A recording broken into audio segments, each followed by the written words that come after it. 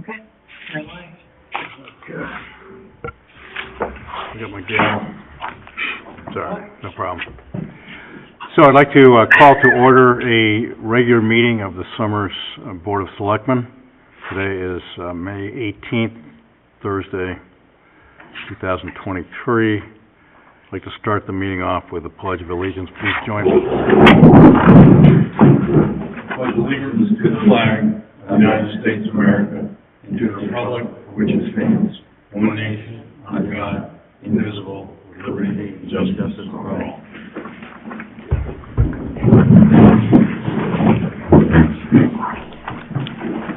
So I have Selectman Schmidt on my left and Selectman Meyer on my right, and we have Assistant Finance Director Brian Wissinger and our Chief Financial Officer Mike Marinaccio. Also have our Director of Operations Kim LaFleur. We have Director of Human Services. Is that the title? I'm not. Yes, yeah. that's correct. Matt Cox. We have Gary Schissel, who's the Deputy Fire Chief. What's your official? Assistant Fire Chief. All right. We have Pat Loftus, who chairs the Cemetery Commission. Okay. Public comment. I don't believe we have any public comment this evening, even though it is on the agenda. Next on the agenda is presentations by the first selectman. I do have a few things I wanted to mention. First of all, I was informed late last evening by Dave Marty and this morning by Jim O'Hearn, who chairs the Economic Development Commission, that Big Y announced late yesterday that they plan on opening an express fuel and convenience store at 580 Main Street, which is the Gulf station. So apparently they've purchased it. They plan on opening on the 15th of July this year. So things can move along pretty quickly. It's not new construction. Most of the time, those are new construction. I'm kind of shocked by that. We should be able to, maybe the public's going to gain from some kind of more dueling prices on fuel between one station and the other across the street. We'll see. Yeah, Any penny never seemed to bite. Yeah. They're always 10 cents difference. Anyway, I think that's good news, I think, from economic development standpoint, and also public, I think, will gain from it as well. Second item I want to mention is the Lieutenant Governor is coming to town tomorrow. Lieutenant Governor Bysowitz. There is an event scheduled at Worthington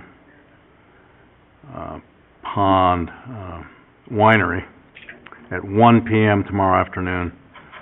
It's sponsored by the Department of Agriculture, and it's a Connecticut Wine Passport Program, where I think you go from one winery to another. Maybe you get your card stamped. You win some kind of prize if you go to enough of them. Or, as I mentioned to Lieutenant Governor's assistant today, if you go to all of them in one day, you might get arrested for not a good idea. But, anyway, this is going to be a good event, and I know the Lieutenant Governor's excited about it, and it's going to give some visibility to the Worthington Pond Winery. And 1 o'clock, and I asked Selectman Schmidt if he would represent us at this. I can't be there myself. And he said he would. I think that's why he's got a tie on tonight. He's just trying it out. We're the same outfit tomorrow, so break it in. Won't be too complicated when you take your clothes off tonight to go to bed, right? Yeah, the same thing on tomorrow. Yeah. You're all set. Yeah. Great. The third item I wanted to mention was the referendum results, and this is just for purposes of informing the public. I think everybody in the room knows what they are, but out of the 330 votes cast, 238 were, let's see. Yes. Yeah, 238 were voting yes, 92 were voting no. 6 of the votes were absentee. So there was a total of 5.23% of the eligible voters voted, 5.23%. Yeah, 330. Which is close to the ballpark of what's happened the last couple of years. One year it was a little more, one year it was a little bit less. The eligible voters, there are 6,320 of those, and with the 92 noes and the 238 yeses, we had 27% did not like the budget, and according to our CFO, that's about normal, that we have a certain percentage of people in town that just don't like voting, You could have a reason. supporting budgets. Still voting against it. Yeah, so there's always going to be a reason. So luckily, we're trying to keep that number down so that Yep. the budget actually passes, and Yep. we're successful. So Everyone's entitled to their opinion. congratulations to everyone here. Some other towns, neighboring towns, weren't so lucky. Another item I wanted to mention is Memorial Day ceremonies. As we have had in the past, they're going to be at the high school this year, high school auditorium, at 10 o'clock on Saturday morning, 27th of May. And they will involve various musical events that the school puts on, both the middle school and the high school bands. And I think the American Legion's going to be involved. I'll be there as well. And the last item I wanted to mention is the Summers Rotary is sponsoring fishing derby. Last year they had, it was their 50th anniversary of sponsoring the fishing derby last year. And because of the inability to access the pond that they had used for many, many years, the Blake Center for Faith and Freedom volunteered one of their ponds off of Hall Hill Road to be used, and it turned out to be a tremendous success. Pond was good size. Pond had a lot of bass in it to begin with. I think Rotary goes out and buys about 100 trout. I'm not going to tell you how much they pay for each one, but it's huge. And it's a fantastic event for any family that has children that have any inclination to fish. It's an opportunity to fish, and so it starts at 9:30 in the morning on the same day as the Memorial Day ceremony at the high school, so you can't do both. It starts at 9:30 in the morning at a pond about probably a couple hundred yards behind the Monticello replica building on Hall Hill Road. There's parking behind the Monticello replica building.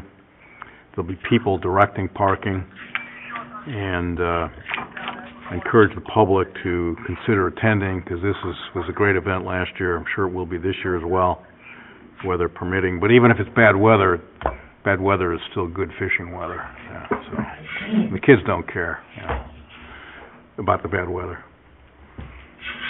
So that's the last event I wanted to mention. Can we bring up the thing about June 1st, changing the time? Oh, yeah. So there's been, Selectman Schmidt asked that we change the time for our normal first Thursday of the month regular meeting, which normally starts at 6. He's got something he's got to do at 6 or 6:30. 6:30 at the high school. 6:30 at the high school. Right, an event there, which is important. Scholarship. So maybe would it be possible to... Yeah, I can do 5 o'clock? Thank you. Yeah, no problem. Appreciate it. Great. Yeah. Thank you. Because it's been canceled because of the COVID thing, so this is the first time I think they've done it in 2 or 3 years, so. Yeah, no problem at all. Yeah, these are the Rotary scholarships, which is a big deal. Yeah. Yeah, since we give Big the deal. majority of the money out, so. Right. Thank you. Consent agenda, boards and commissions, appointments, resignations. I don't think we have any of those either. Opportunity to add urgent agenda items. Do we have anything? I am. Okay, great. Transfers and appropriations. Do we have any of those? Yep, so you have one transfer request. It's a transfer of $4,671.74 from the regular tax collector salaries to the separation payout, to cover the remaining sick and vacation time to be paid out to Lisa Madden upon her resignation. Make a motion to approve the transfer on the amount of $4,671.74, for, separation payout as presented. Second. Any further discussion? All those in support of the motion say aye. Aye. Motion passes. Thank you. CFO, finance report. The ones later, yeah. So just have a couple of things. I'll piggyback on first on the referendum vote. After the referendum closed, the Board of Finance met to set the mill rate and adopt the budget. It was unanimous to adopt the budget, and they set the mill rate at 28.31. The tax assessor and collector will now begin putting together the bills and sending them to QDS. The goal is June 8th, I believe, to have them in mailboxes. That was an increase of .75. .75, correct. We have received the engagement letter from our audit firm as well. We're reviewing it, and it'll go to the Board of Finance for approval on Tuesday, and for them to appoint the auditors. And the preliminary work is scheduled for the audit for June 20th here, and June 21st at the schools, and they're leaving the 22nd open in case they need to tie up any loose ends and come back for anything before they come in September, October timeframe for the full audit. So what is the audit in June 20th and 21st? They come out, they get a lot of the preliminary stuff out of the way, looking at payroll registers, looking at the employee handbooks, union contracts, any changes to any of that stuff. They get all that out of the way so they can focus on the numbers when they actually come back in the fall. Great. Thank you. Good. Do you have any information about this budget, FY23, like kind of where we're gonna land? As of right now, it looks like we're going to land basically where we were looking at about a month and a half, 2 months ago, with a return in the $400,000 to $500,000 range, the majority of it being revenues. I had a meeting scheduled for this week with the schools. We had to cancel it, so I'm going to try and get that back on the agenda in the next week or so that we can look at their budgets and get an idea of where they're looking to land at year end as well as us, and have some firm numbers, hopefully for the June 1st meeting. Oh, to present to us? Yep, to give you a pretty firm, estimate. Okay, I'll wait till Sounds then. good. Thank you. Yep. Great. Okay. Presentation of scheduled payments. Payment authorization. Need a motion for the total. Yeah, I'm happy to make a motion to authorize the expenditure of $367,200.53. I'll second that. Any discussion I'm all set. on the motion? Fine. Okay. Sign that. I take a vote? Oh, yeah. All those in support of the motion say aye. Aye. Aye. Motion passes. Thank you.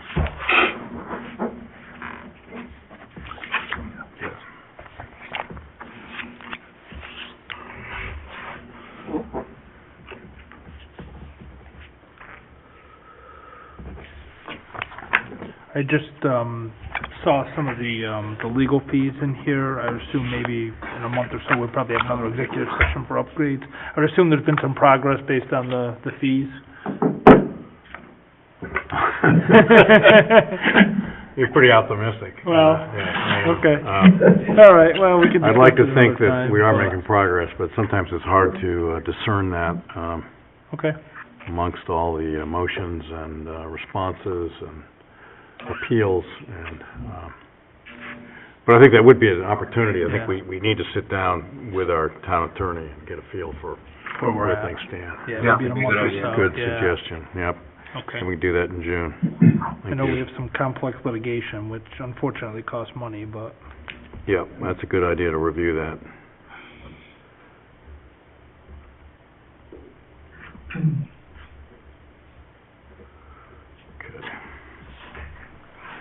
Thanks for bringing that up.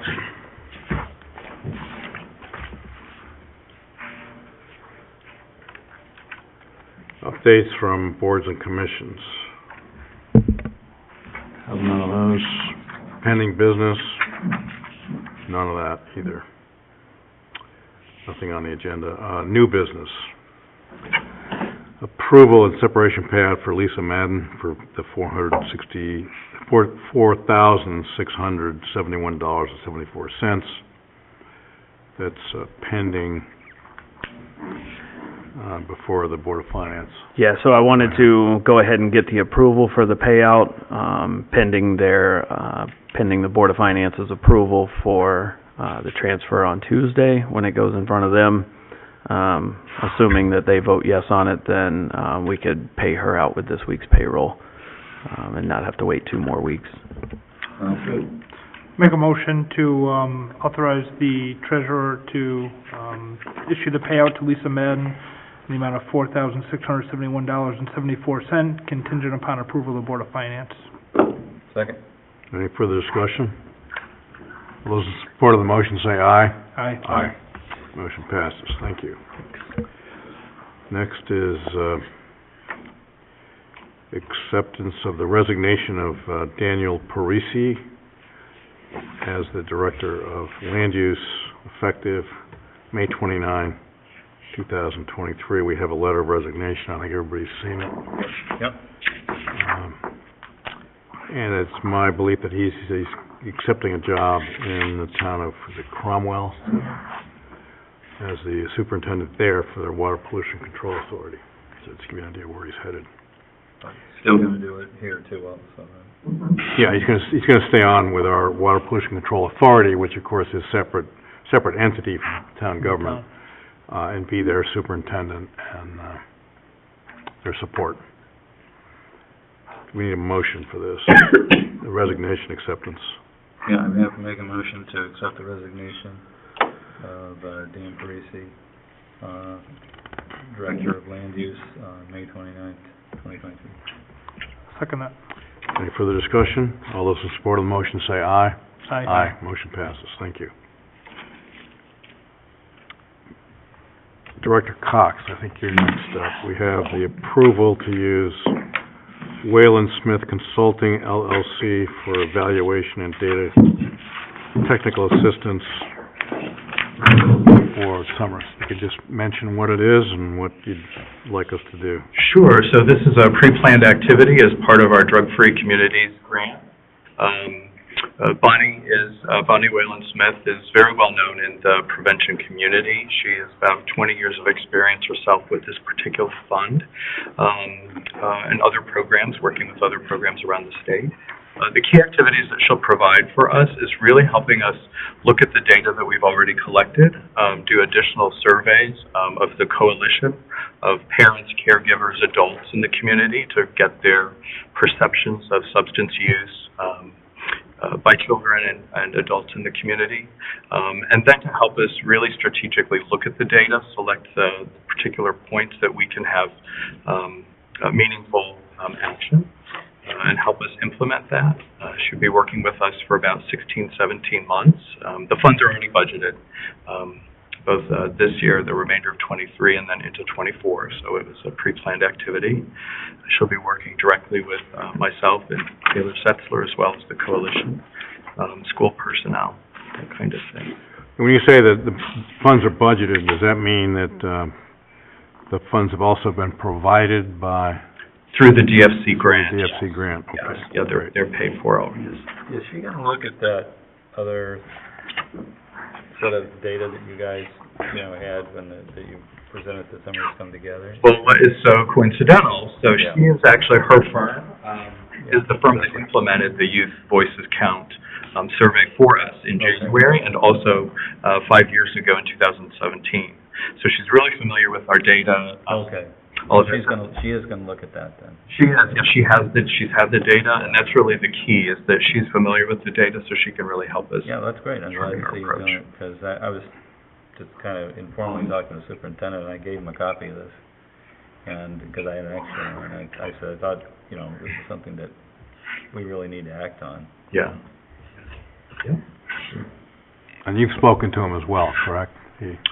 Superintendent? Yeah. Yes. Sam and I met, probably 2 weeks ago with the Director of Pupil Services, talking about how we can better coordinate our work, provide an integrated approach for the students and their families, looking at other options for expanding mental health counseling for students in the schools, psychoeducational opportunities, workshops for parents, trying to find natural opportunities when parents are dropping kids off, picking them up, to have something available during that time so parents don't have to make another trip.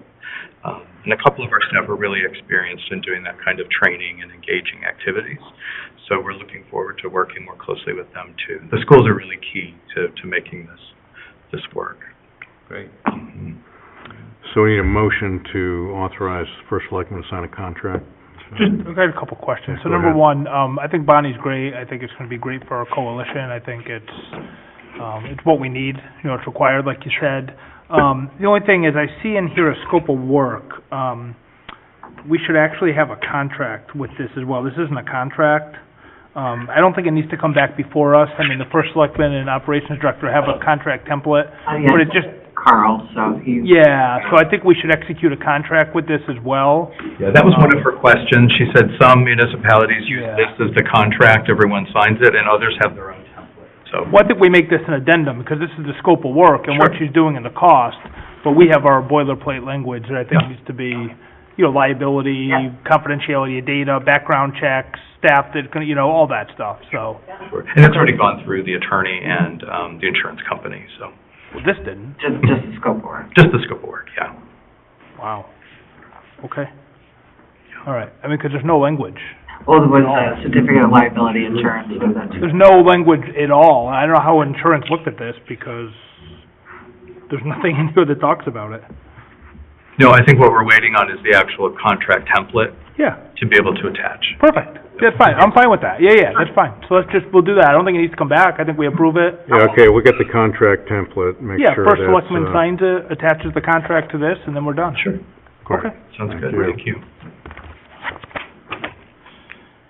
Okay, we still need the motion. Sure, I make a motion that we approve the contract with Wayland Smith Consulting LLC for evaluation and data technical assistance for the Town of Summers Stroke-Free Community Grant, and authorize the first selectman to sign the contract. Second. Any further discussion? All those in support say aye. Aye. Motion passes. Thank you. Thank you very much. Thank you. Got another item on here, Matt. Last one. Yes. Yes, so the other opportunity that we have is, many of you are familiar with our youth services coordinator, Aiden Matthews. She graduates with her master's degree in counseling this coming Saturday. She's worked with us for about a year and a half, provided some really excellent support to families and communities through the schools and other organizations. We have a little bit of extra funding through a fund that we had some flexible dollars for, where it was proposed in the 2023-24 budget to bring her full-time, so taking her from 28 hours to 35 hours a week to start July 1st. We have this opportunity to start that earlier, a few weeks earlier, which will really help set families and kids up for success over the summer, providing some additional counseling and services for them. And so the request is, A, to approve the new job description and title that would start in July, and then also to begin the work earlier than originally planned. It's coming out of that, I'm sorry. It's in the, Matthew, can you tell me what budget is coming out of, the 23 budget or the 24 budget or both? so this cost would come out of the youth services grant for this Okay. fiscal year, and then next year she's split between the general fund and the youth services grant from the state. Okay. So it's no extra dollars. Yeah, no impact on the general fund for any of this. So we have two motions then. We need, one is to approve the job description, and the second one is to approve the the change from part-time to full-time. I just had a couple questions, Matthew. Go ahead. Number one, who's gonna provide her supervision? Because she still requires supervision, right? Right, so for the time being, Allison Maynard is still providing the clinical supervision for her.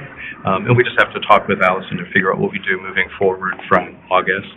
Okay. 'Cause I understand, I mean, just from my limited knowledge of this, that's actually a very difficult piece to set up, is the supervision, because there's not a lot of people that are qualified to provide it. Right. So, okay, I mean, hopefully Allison will, I think she's done a great job with it, but if she If she can't... doesn't, we have a couple of other folks. There's someone who is currently working in the schools, Okay. who has that credential to be able to do that and is probably willing to do it. Okay. We would just need to deal with that when we to come. make that arrangement. And then I see in here, and I just want to confirm, I know we've made a lot of headway over the years, the board, the first selectman with human services and building and strengthening our JRB together with the police, and then building a lot of other positive youth programming. And I see some of that in here, so I guess I'm excited that it's going to continue, and just want to, I mean, is there going to be any difference? I think we have, a multi-town agreement, right, for the JRB? Yeah, it's the Tri-Town JRB. One of the things that we're piloting this summer that's kind of innovative but also neat for the town is that we always, for the last few summers, we've had a youth adventure program. Typically it's kids in leadership positions, so they're kids who already have a lot of confidence, they're engaged, their families are engaged, teachers recommend them, and they participate in, fun summer activities, like summer camp. This year, we're incorporating JRB students, and so we have leadership kids and have JRB, so that they get to meet each other, build off of each other, and get to participate in these things that they probably wouldn't be able to. And so really, again, trying to integrate the services so that the families have, opportunities that can strengthen their families and some good skills. Yeah, develop, positive peer role models and Yeah. things. And all right. And then I know with the rec department, the rec kind of does the fun things, basketball and volleyball and kickball and things, but I know that youth services has kind of carved out some things like you mentioned, the summer program, but also like the Girls on the Run and a few of the other things that have really been popular with families and things, because I think it's the intersection of mental health and physical activity and... Yeah, no, it's really wonderful, and, kudos to the town for coming up with these ideas and being able to implement them.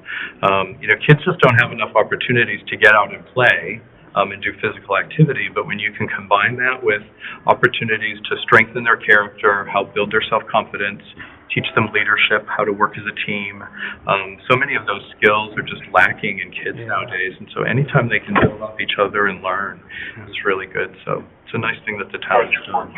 Yeah, no, I think, bringing Aiden on is going to be a great asset, full-time. There's a generation of adolescents, unfortunately, that's facing mental health that we haven't seen in a long, long time.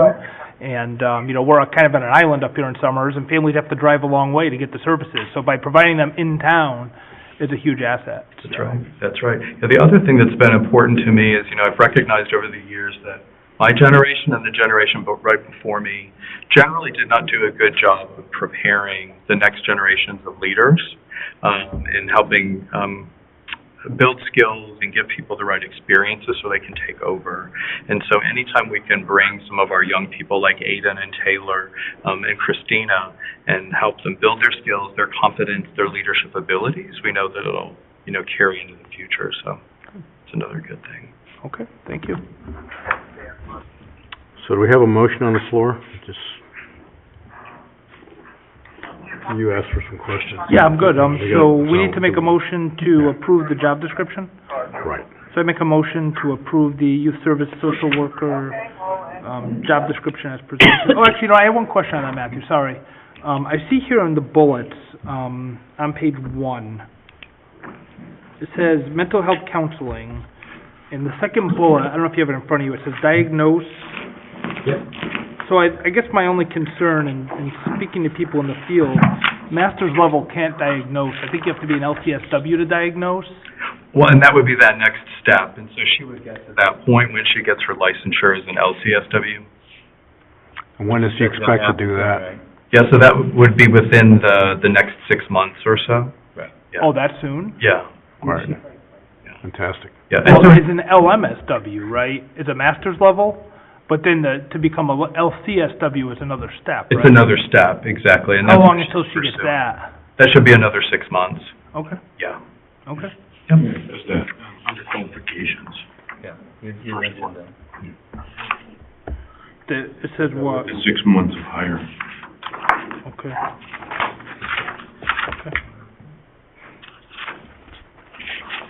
All right, so I make a motion then to approve it, as presented. Second. Any further discussion on the motion to approve the job description? Hearing none, all those in support say aye. Aye. Motion passes, thank you. Okay. Thank you, friends. Thank you. We got another one too, don't we? Part-time to full-time. We have to go from part-time to full-time. Yeah. That has to. Another motion. Want me to do it, or do you want me, I'll make a motion. Yeah, go ahead. Go ahead. I'd make a motion, to move, Aiden, Connors, correct? Matthews. Mary. Okay. Aiden Matthews. Yeah. For part-time to full-time effective, Brent, what's the date she's gonna May become? 22. May 22nd. That's good for your payroll? Yep, that's the start of a pay period. Okay, effective May 22nd, 2023. And what's the salary? What is it? 54,000. Even? Yep. Okay, the annual salary at $54,000 prorated. Second. Any further discussion on the motion? All those in support say aye. Aye. Motion passes, thank you. Fire Department. Assistant Chief Thank you. Schissel. Thank you, Matthew. Good evening. We got three items Answer on, too many questions for you, I don't think. three but items just on the in case. agenda. Very Okay. simple. First one is, Fire Department staffing, recommendation to hire John Sarnick as a full-time firefighter EMT with an effective date of June 5, 2023. Correct. This is to fill the spot vacated by Glenn Reynolds. And that date's fine, Brian? June 5th? Yeah, I believe so. I think that's I think it's right in the middle, yeah. Was this reviewed by finance, this hiring memo? No, that is the start of a pay period, Okay, yeah, perfect. that's fine. Okay, all right, No, but it was not reviewed. it's fine. So we need a motion. To approve, I have to make a motion to, approve the recommendation to hire John, Sarnick as a full-time, firefighter and EMT with effective date of June 5th, 2023. Second Any further discussion on the motion? All those in support say aye. Aye. Aye, motion passes. Thank you. Next, authorize the first selectman to sign a sales contract between Specialty Vehicle, Inc., and the town of Summers for a new emergency medical vehicle. Beg pardon? Yeah, new ambulance. Correct. So this has already been approved by CIP, by the Board of Selectmen, by the Board of Finance. And so Chief Roach is looking for the Board of Selectmen to sign the contract. It will be at least 24 months before this ambulance comes in. Incredible delays for something that used to come. 24 months, huh? Yeah, Wow. used to happen in 8 months, probably. And now we're in 24. 18 to 24. So no payments would be needed for quite some time, given that. We have spec'd this out to be exactly like our other ambulances, so we have found that they work well for us, and we'd like to continue down that road. So the one thing that the chief would like to point out is the trade-in value. That is not something that they can lock in right now. And I think when the time comes, it'll be a matter of what's the way to go, whether it be traded in or whether it be sell it outright to another ambulance service. Yeah, we get more money by selling it outright. Very possible. Yeah. So what we're doing basically is locking in a price right now, right? Is that what we're doing? Sign that contract. $448,925. Correct. CIP And approved it. we're also, by locking it in, we're avoiding any further cost increases, which I understand have been accumulating on a monthly basis. Pretty much at this point. Yeah, CIP approved it at $425, so. But I understand that with the trade-in, the Yeah, with a expected trade-in value or is 25 to 30,000 is what Yeah. is expected, so that would get us As long as we can within stay the- under that 425 number, we'll be all right. What was the funding source that we're proposing to use? It's gonna be a future lease, to be, and then paid for by the, By the lease. annually by the ambulance fund. By the ambulance fund, okay, Yeah. okay. Um, Cause we're not gonna be able to use our money or anything like that, because we're gonna be past the, right. yeah, okay. 'Cause I know there was some discussion of that. What other equipment needs to be purchased that's not included in this price? I mean, stretchers, things I like believe that? there is a stretcher will also be on order as, I don't know if it's part of this or if it's a separate price, and I'll look back. That should be included in the price. The stretcher, the loading system, all that stuff should be included. And there's no other cost, you know, of any other type of associated equipment? It's all just gonna go from one ambulance to this one? Not that I'm aware of. You'd have to ask Chief Roach Okay. to be. Because I know sometimes it can be $30,000 in equipment on top of, I mean, the stretchers alone, I think, are $30,000. And that's the most significant number would be the Yeah. stretcher and the loader Okay. system. $30,000 for a stretcher? Oh, yeah. Well, It's a power their lift. loader system they have Yeah. where we don't have to lift the stretchers anymore to get in the ambulance and things like Okay. that, so. But that is in here, the, I didn't look through the line-by-line detail of it. It okay. was like 40 pages long. Seeing that it would be in there, I mean, considering the size of the document. Yeah, I mean, Huge. seems like everything was in there. In I know towns- the past, we have, that's part of it. I know towns that have bought fire trucks without equipment, and then have come back Oh, with yeah. $100,000 appropriation to buy ladders and things like that, so I don't like to assume anything. But, okay, well, I don't think we have a lot of choice, so, Yeah, and we definitely gonna need to buy a new ambulance, 'cause we are, and it's important to lock in the price now. okay. So we need a motion to authorize the first selectman to sign the sales contract. Authorize first selectman to sign the sales contract between Specialty Vehicles, Inc. and Town of Summers for a new emergency medical vehicle. I'll second that. Any further discussion on the motion? All those in support say aye. Aye. Aye, motion passes. Thank you. Next item is authorize the first selectman to sign the amended bundle billing agreements, plural, with the Town of Enfield Emergency Medical Services. Want to talk about that? Yeah, so, I mean, we have, changed our billing rate to Stafford from $90 to $150 per call for Medicare. And the town of Enfield, who supports us, has, found out that we're making a change, and they feel that they should be compensated in the same way.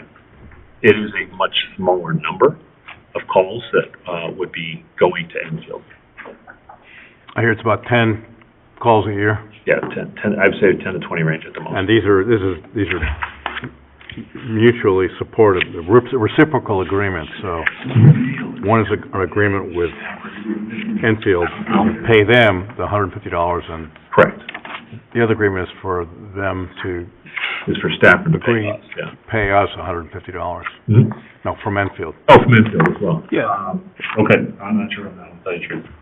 I mean, we do have, These are two agreements, right? One, it's Yeah. reciprocal. Yeah. From town to town. Guys? yeah, but finance has not reviewed these either, I I'm don't not think. either. I'm only aware of this in one direction right now. So let's, If you guys feel. We got two agreements right here in the package. there's two in the package. there Yeah, are. there are two. But finance hasn't reviewed this either, so maybe we just table it till Chief Roach can come and I- finance can look at it. because I do have Yeah, I do have a question, Yeah. in the Stafford agreement, we have the ALS one that's $150, I don't think we mentioned ALS two in that agreement, and we're mentioning it here at 200, that's new to me, so. Yeah. yeah. I think it makes sense. Just table it till That one next, until- yeah, until, it's not urgent. I would suggest you table it. I mean, yeah, 10 calls a year and it's Yeah, reciprocal, it's minimal, so, yeah. okay. Okay, we'll table, assume that's tabled till our next meeting on 1 June. Yeah, we'll have Chief Roach here to answer the questions, yeah, perfect. That was wait. It was, And we need to hire the person, so those are the two, yeah, correct, yeah. absolutely. Thank you, Chief. Thank you. Next item on the agenda is to approve the Human Resources job description, which I think you've all had an opportunity to review. This is a new position, of course, that we've been seeking for quite a while now here in town. We definitely need a human resources professional, and this is a part-time position, 28 hours 28 hours? a week at we're budgeting 28 hours a week at $29.38 an hour. Okay, that's good. And this approval today would allow us to go out and What's the job? post the job and hire someone, get them on board sometime July, around the first of the after July 1. July Yeah, 1. new budget. Yeah, new budget. And we've also got the space all set up and upstairs. We've got a Well, it's getting there. person and- It's going through a little construction. Very close, but, you know. It'll be done by July 1st, right? Well, that's the plan. Right. Hopefully. I don't do the construction. Mr. Rowland? Yeah, Todd, I've been working with Bruce and Aaron, so they're great. Okay. Sounds good. I'll let Selectman Schmidt make the motion. I know you worked on this, so. Yeah, I'd be happy Yeah. to approve the, I make a motion to approve the, human resource job description and authorize to post the, part-time position. I'll second that. Any further discussion on the motion? All those in support say aye. Aye. Motion passes. Thank you. Thank you. You. Next item on the agenda, discussion and possible action on an ordinance prohibiting the spreading of ashes on public land. Those are, talking about cremains. These aren't your barbecue ashes, these are cremains. Board of Selectmen held a public hearing on April 20, 2023 to take public comment on the spreading of ashes on public land. You want to come forward, Pat, to talk about this? So I think you were the instigator of this issue. And also, I'd ask Dave Marty to step forward too, if he could, because I think that Dave has done some... Well, you can do it after her. Yeah, okay. Go ahead. I've not gotten any feedback from the Board of Selectmen after the public hearing. Was there any? Well, I think this is the opportunity to decide whether or not we've had the item was put together, the ordinance was put together by our town attorney. We've had some discussion at our last April 20 public hearing, and now is the time to decide whether or not we want to go forward with the ordinance, in support of the ordinance. Obviously, I'm still in support of it, that's why I'm here. It's my understanding that the only pushback has come from a former town employee and a present town employee, and saying that it was unenforceable. However, that's also true of zoning ordinances. If people decide they're going to ignore them, and they get a letter saying that they will be fined, there's no agency within town to collect those fines. Is that accurate? I don't think so. I think we have our zoning enforcement officer issues cease and desist orders, and can collect fines. Yeah. And that, those fines are collected. You can't collect anything unless there is an ordinance. True. Right. I was informed that in a number of cases, people don't pay those fines, and there's nothing we can do about it. Now, I'm not here because of the fine. I just want people to understand that the type of activity of scattering, burying, or leaving ashes on public property is not appropriate behavior. There are certainly ways to take care of these ashes, and it's through use of a cemetery or waterways. However, you need permission for that. And drop them from an airplane, and yes, the FAA does state on their site, you cannot drop the urn. It's hazardous to people on the ground. Exactly. Anybody wants to drop it? No, but sometimes you have to use a little levity, but you have to also state the obvious, that you can't drop an urn from an airplane. I guess, Yeah, I think the town clerk had some comments, but I mean, I think it was good it was brought to our attention. However, I don't know that, it's really been enough of a problem, and I think based on the fact that we would be the first town in the state to adopt this, is my understanding that no other towns have done this. I don't know that right now adopting an ordinance is the right, is the right move. I think, I don't know,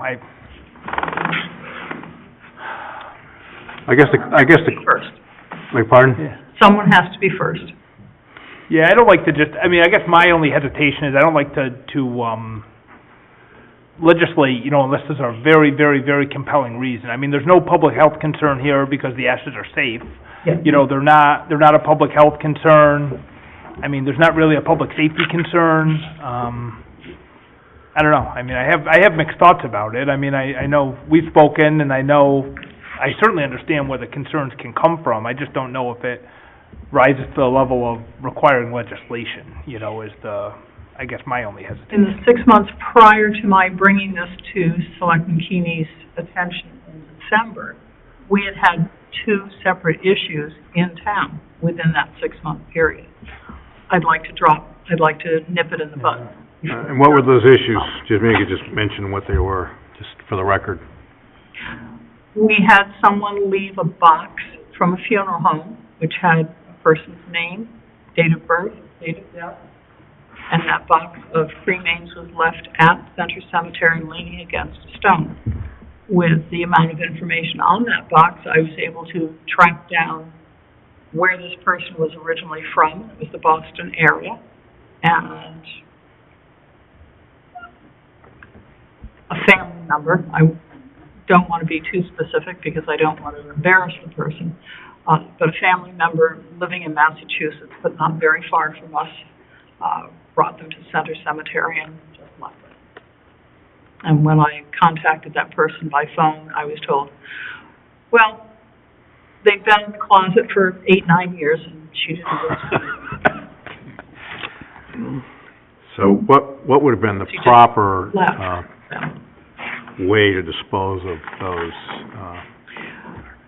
cremains? Because there was already a family member buried at Center Cemetery, the appropriate approach would be for this person to have contacted Brian, and I did give her both name and phone number, and told her that the ashes could be buried on top of the vault that was already in place.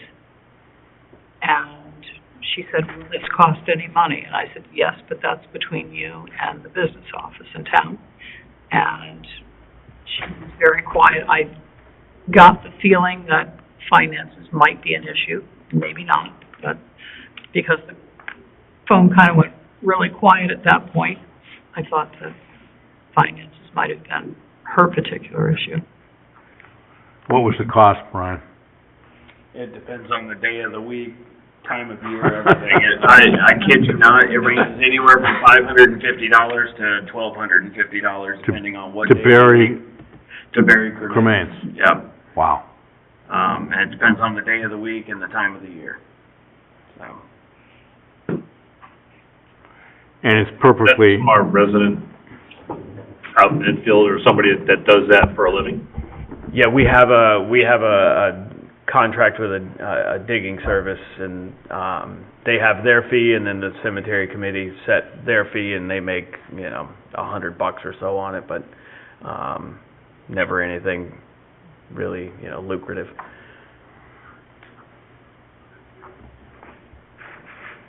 We also have a columbarium that has space for 2 cremains in each of the niches, if she had chosen to go in that route. But the family already had 2 grave sites at Center, one having already been used. And I tried to explain to her that if the urn was put on top of the traditional burial, that left the second grave site accessible for traditional burial. So what actually happened in this case with regards to your informing? I gave her Person being informed information over the phone. I gave her Brian's name and phone number, and he has said that there's been no contact. I never heard. So what happened to the cremains? They still sitting there? No, she came and picked them Oh, up. yeah. Oh, okay. So they're either back in the closet or But- she, Well, Or she exactly. spread them somewhere. spread we them don't know. somewhere, right. Just spread them somewhere, yeah. Yeah. And what was the other occasion? The other was, someone here in town had made some statements saying that, ashes were going to be buried or scattered on town property. And I don't want to get too specific because it would reveal who the person is.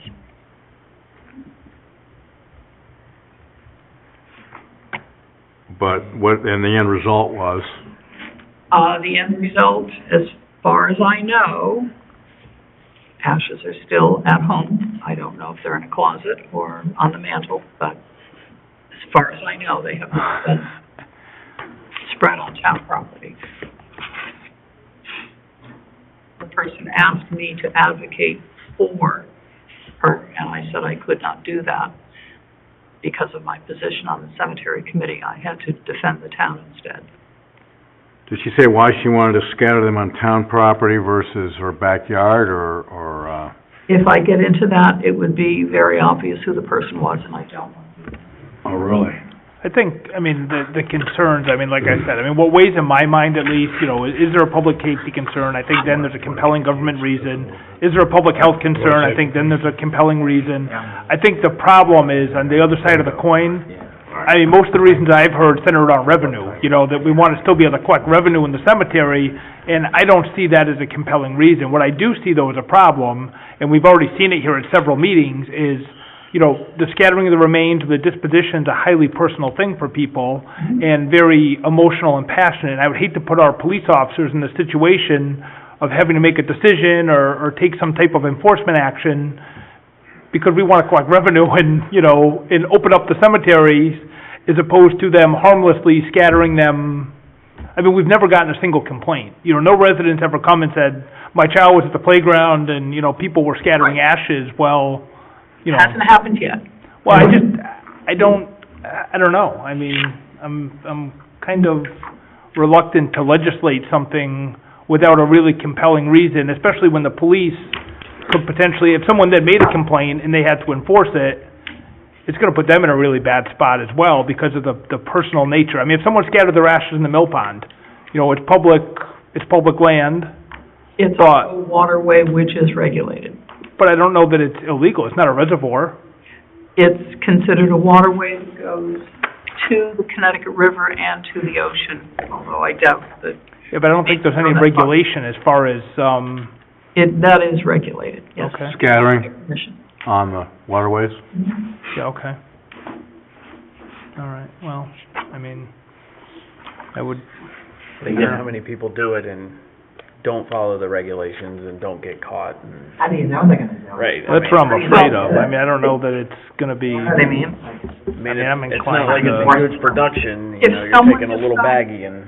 Yeah, well, if someone decides to do this on town property, if it's within the scope of any of the security cameras, that's going to catch the attention of either a security company or the police, whoever happens to look at cameras that are involved with town buildings.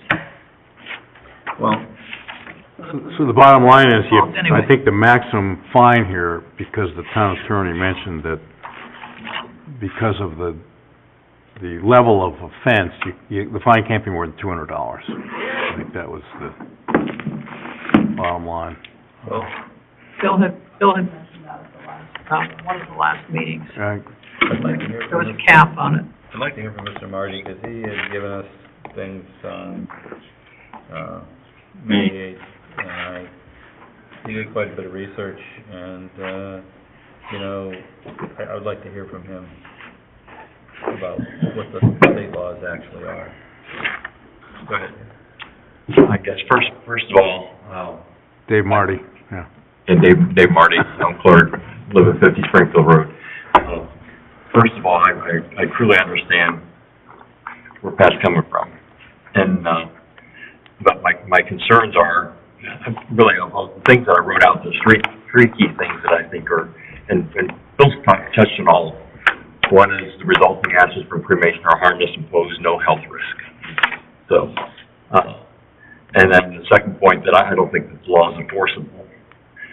And then the third thing that I think is important, which Bill touched on too, is that if for some reason somebody was fined or whatever, I wouldn't want to see this thing blow up in social media where the town is portrayed as being insensitive. You know, they're more concerned about the $200 or the $250, and the Greetings family brings that all up. So those were kind of my three key reasons why it would not make sense to move forward. I have other ones, but I think those are the three primary ones. So it's kind of I mean, could you just have, in terms of advising people, you know, when they came to bury ashes, to give them suggestions as to where it needs to be done? You know, in that sense, you know, when we buried my parents' ashes, we just put it in, you know, they already had a site, you know, and we put it in the ground. You know, that was in Massachusetts, but I just didn't know. I mean, if you had a policy and just said, if you need to, if you'd like to scatter them somewhere on town property, can we have some guidelines, you know, or something like that, instead of fining people? Is that question to me? Yeah, I would just kind of question everybody. You know, I don't Well, like to fine I guess people for something when they're in. I wouldn't want to actively promote it either. I wouldn't want to, hey, if you want to do this, you know. Well, I think that, wouldn't for wanna instance, I believe the actively church promote that across either. the street does have a cremains garden or It's something. scattered garden. It is. Scatter garden. It is Oh, for their parishioners. They do not advertise it so that somebody can drive by at night and dump off what they don't want to have in the closet anymore. Well, I'm a member of Trinity United Methodist Church in Springfield, Forest Park area, and they developed a scatter garden too for members of the church. Yeah. So it's a very similar situation. Maybe there's an opportunity in one of the cemeteries to create something similar to that. It was kind of touched on at the last cemetery meeting Yeah, I as thought well, that'd as be something, potentially because it says doing here that.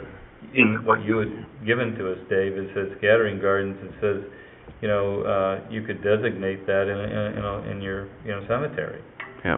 And I think that would. You could make it, that I would mean, be you good. could take the time to make it look really nice and landscape it out and, you know, put benches there for people to sit and so forth. What was the discussion like at the cemetery commission meeting? It was touched on very lightly. The issue is we would be using revenue from our endowment to create something like this. There would be no way to regulate whether or not people are actually paying a fee to scatter or bury in that garden, and then there would be maintenance fees also. Is that the practice at some of these other scatter gardens that charge And a some fee? of them do, charge obviously a minimal fee. What's the minimum fee, like $100? Couple $100 to, you know, is everyone going to abide by it? No, you're gonna, like Dave said, you're gonna have people drive by at 9:30, 10 o'clock at night and go, and it is what it is. Do I think you would have, you know, probably a 75-80% acceptance rate on it? Probably.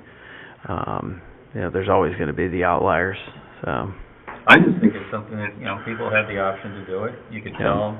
I don't think we have to go crazy and, you know, spending a lot of money in preparing the site, you know, in that sense, or maintaining it. So I wouldn't think it'd be a big cost to the town. No, I mean, honestly, I think it would be, I don't see why you couldn't do it for less than probably $5,000. Considering you really only need to buy some plants and level the space. You know, it's not like it's going to be massive. I would think it would be very small and, you know, buy a bench or two and put them out there. And, I think it would be minimal cost. There are a number of religious groups that do have scatter gardens on their properties. I'm unaware of any municipal cemetery with a scatter garden. I think it's a good idea. Be the first. If we're going to be the first to something, it'd be something good, right? Yeah, I'd rather do something positive than fine people $250. Right.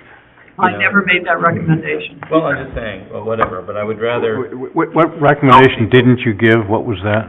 Define. I never gave anyone a recommendation of a fine. Not in any conversation with you or Well, any of again, with an ordinance though, in order to enforce. I didn't write the ordinance. No, but you did ask, could we consider drafting an ordinance? Yes. Did you not? Yes, Yeah, so that's how this whole thing got started. to prohibit the scattering, burying, or leaving of human cremains.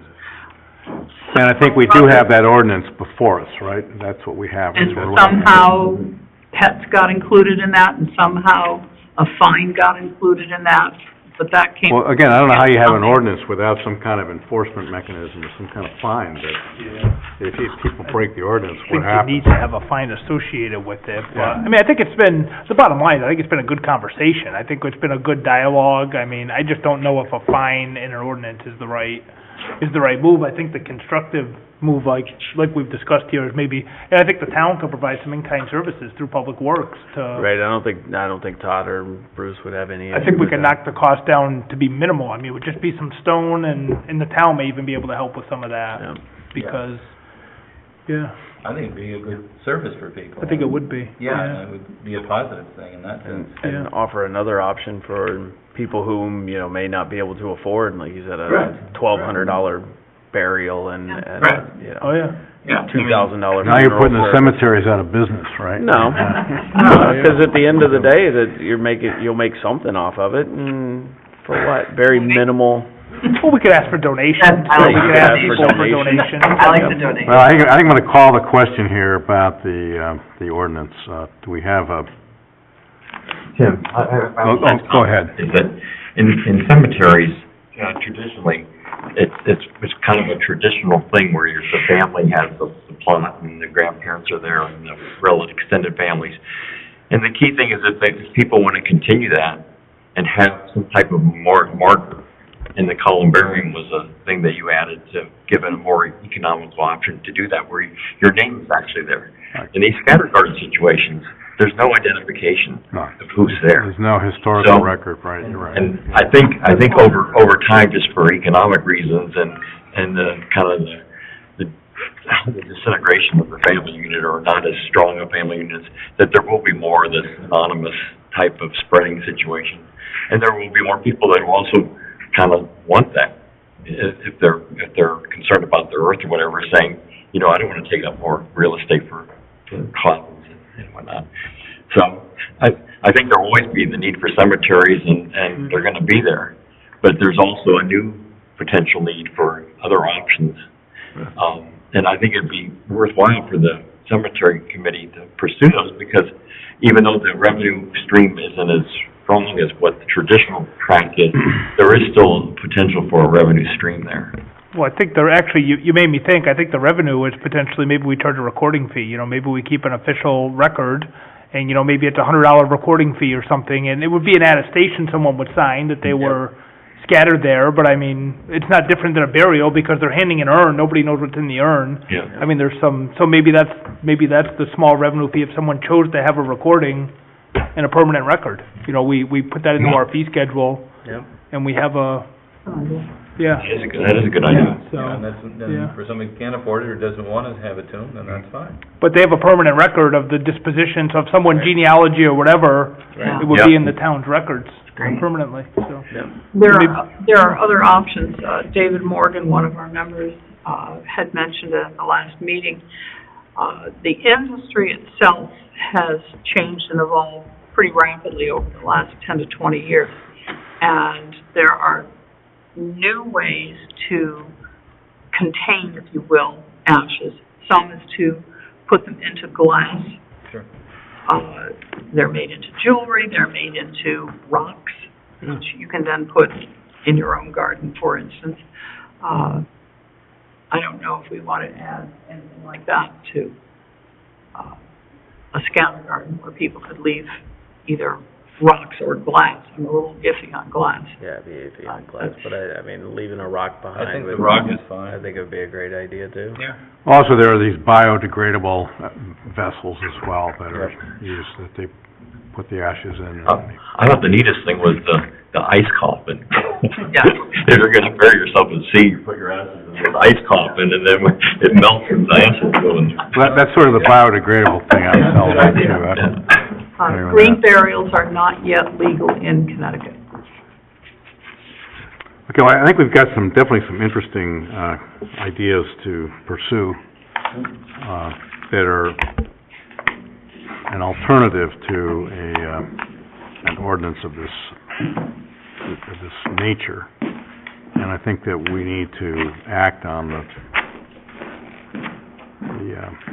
the item on the agenda, which is, what are we gonna do about the proposed ordinance, yeah.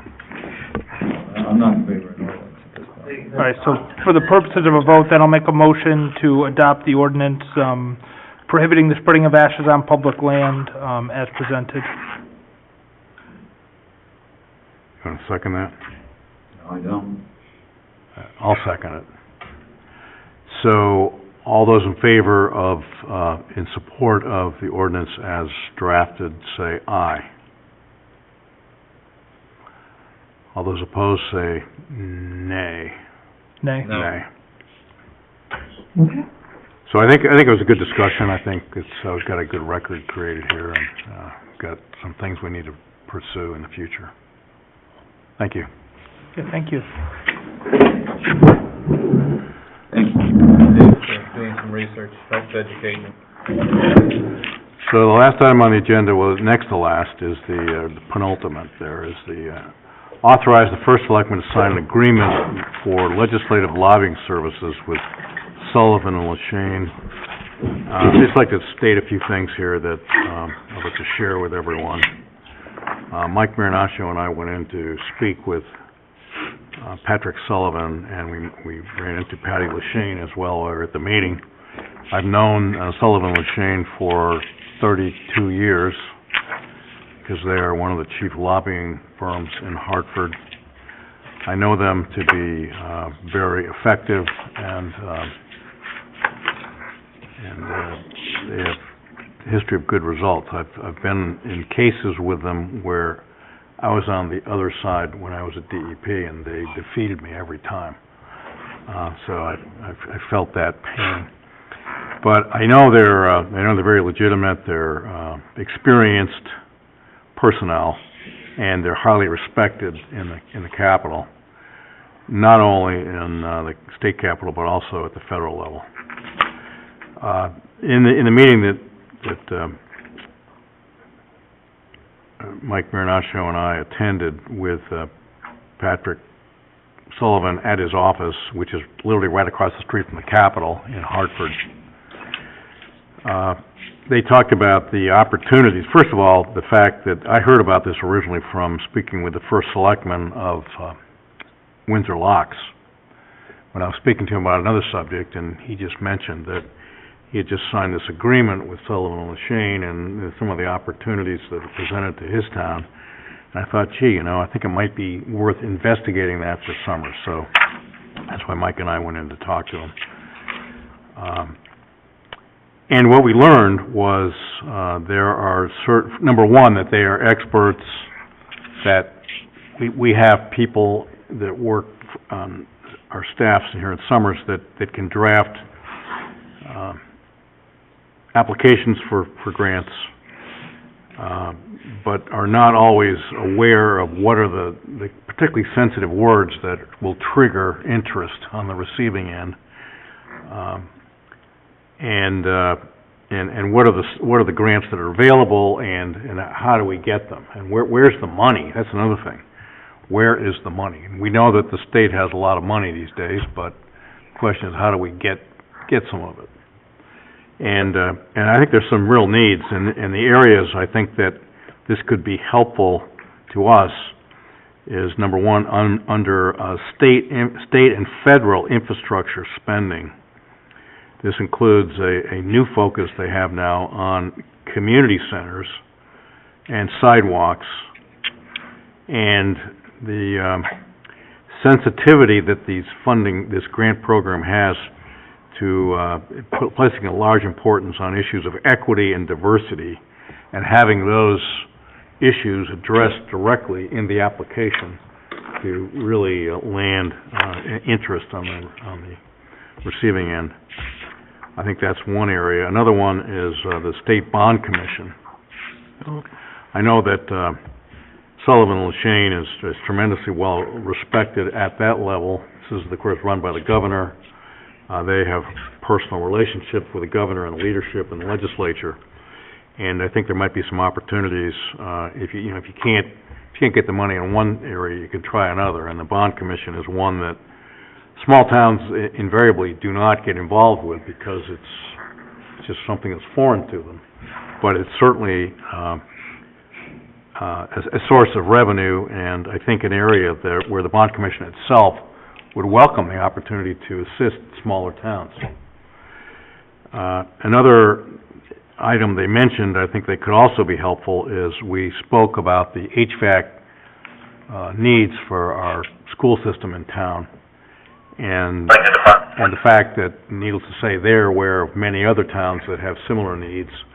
And they mentioned this company called Johnson Controls, and how they've worked with Johnson Controls that have produced various funding options, financing options that save the communities lots of money.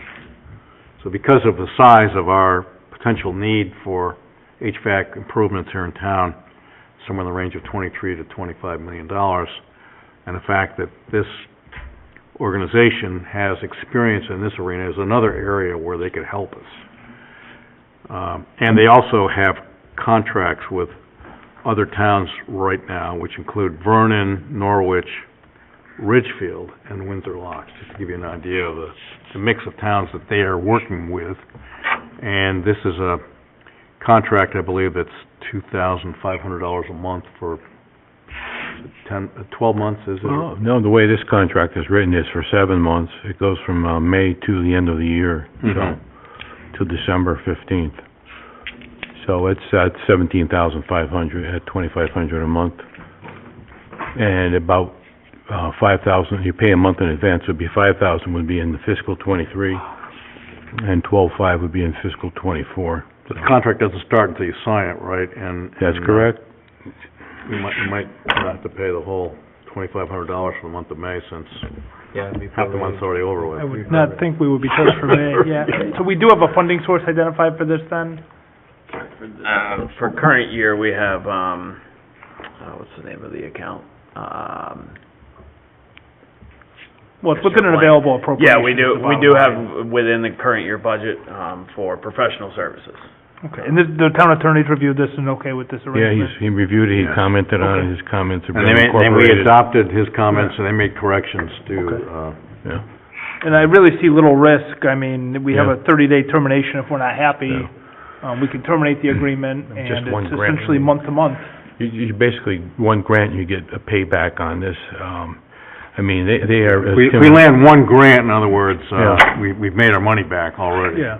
I mean, as Tim pointed out, they are well-informed on sources of funds and availability and the timing, and they really are well-connected with our congressional group, our senators. One of the guys that we were talking with worked in the Senate Appropriations Committee with Murphy. For 5 years. For 5 years, so there's, it's just, they can point us in the we can go and apply willy-nilly for everything, but these guys can hone in on what you need and when to apply for it, and so. And what it comes down to too is better use of our own staff's time. Yeah. I mean, some, like, we're novices and these people are clearly, experts. larger cities have grant writers, and the grant writers are really well-versed at doing all this because they have that kind of background. We can't afford to hire a grant writer, so, and it doesn't make sense to hire an amateur or somebody part-time. It makes sense for you to talk to a firm like this about what are your needs, what are you looking for, what's available. They tell you, they point you to it, they tell you who to talk to. Right. So, They tell you what the magic words are that need to be in your application. I mean, that in itself is... Everything I read in the papers is that there's money every year that's not being used. Because that's true. towns don't know how to. We don't. It's It's a very complicated process, yeah. Yeah, and I think we're in that same boat. Yeah. And if these people will help alert us, and, you know, if you run it for a year or two, and you see that it's successful, and you're able to get funds, I think that's a good way to, you know, give it a chance. So, I think so. Okay, we need a motion on this. Yeah, no, I'm good with it. I think, I mean, legislatively as well, I mean, there's really, small towns, I think, have been at a disadvantage in Hartford, and some of the organizations like CCM aren't always advocating what's in our interest. They're focused a lot on cities Right. and not as much on towns, and I mean, this kind of puts someone in our corner, and we have a couple issues in front of us, you know, taxation issues and things, that there's a legislative solution. And I don't know that anyone's really fighting for us in Hartford on some of these issues. So, I'd be happy to make a motion, to approve the, contract for services with Sullivan and LaShane as presented. Second. Any further discussion? All those in support of the motion say aye. Aye. Motion passes. Thank you. Last item on the agenda is approval of minutes of the May 3rd, 2023 special meeting of the Board of Selectmen. I've reviewed these and made whatever edits I thought were appropriate, so you... They look very good to me. Yeah, I'm all set, no changes. Need a motion? I have to make a motion to approve the minutes of the, May 3rd, 2023 special meeting of the Board of Selectmen. Second that. Great. Any further discussion? All those in support of the motion say aye. Aye. Minutes are approved. Motion to adjourn. Make a motion, we adjourn. Second. All those in support say aye. Aye. We're adjourned. Thank you. Thank you all for attending today.